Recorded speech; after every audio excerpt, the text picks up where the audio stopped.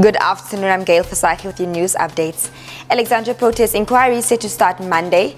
PIC inquiry resumes after 2-week break and drought affects power supply in Zimbabwe. The South African Human Rights Commission will on Monday be hearing oral submissions from Alexandria residents involved in recent protests. The commission is investigating the possible violation of basic human rights. It's also looking at allegations of maladministration and improper conduct concerning the Alexandria Renewal Project. The Commission of Inquiry into the Public Investment Corporation resumes after a 2-week break. The inquiry chairperson, Judge Lex Mpati, previously heard how processors were flouted when it came to investing millions into certain companies. The commission also heard how certain staff members were victimized. There are looming power cuts in Zimbabwe. A drought in the country has reduced water levels in the dam that feeds the Kariba power station. The outages are likely to hit the lucrative mining sector the most. Zimbabweans were warned last week that they may soon be facing power cuts, exacerbating difficulties in a country already grappling with a lack of US dollars, soaring prices and shortages of fuel, food and medicines. And now Dr. Hatim Charlie has more with your sports updates.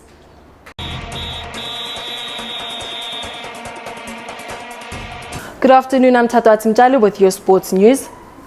Manchester City retained the English Premier League after beating Brighton by 4-1. City became the first side in a decade to retain the Premier League yesterday against Brighton, who kept a remarkable 14-game winning run which saw them edge out Liverpool in a thrilling title race. It threatened to be an uncomfortable day for the league leaders as Glenn Murray put Brighton 1-0 ahead, but they never looked back after Sergio Aguero's response 83 seconds later. Aymeric Laporte, Riyad Mahrez and Ilkay Gundogan completed the turnaround, allowing City to begin their celebrations at the MX Stadium as the first side to defend the title race in a decade. City coach Gundogan said it was a tough match as they were under pressure to win the game. In tennis, King of Tennis Novak Djokovic joined Rafael Nadal as the 33-time Masters champion yesterday when he swept to a 6-3, 6-4 win over Stefanos Tsitsipas to claim a third Madrid Open title. The world number one dominated a clearly exhausted opponent in less than 24 hours. The 20-year-old Greek had stunned 5-time champion Nadal in a semi-final which ended around midnight on Saturday.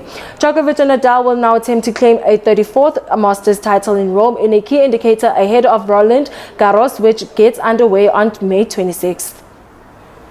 And lastly, in rugby, the Bulls received another reality check when they were outclassed by the Crusaders in Pretoria on Friday evening.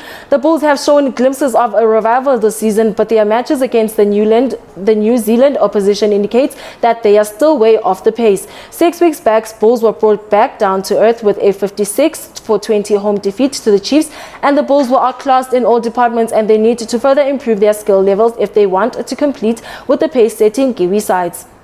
That's all from the sports desk. Goodbye.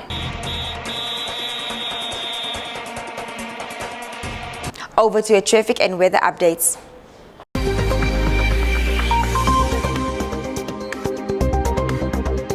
And now let's take a look at your traffic and weather updates. Boysens at Boysens Road, there is a congestion causing delays at Glip River Drive.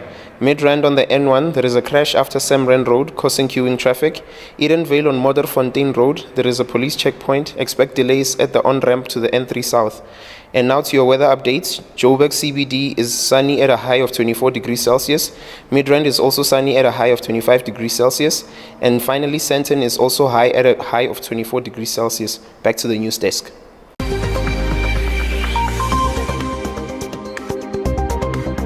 And that's it from me and the rest of the Joburgtv news team. Goodbye.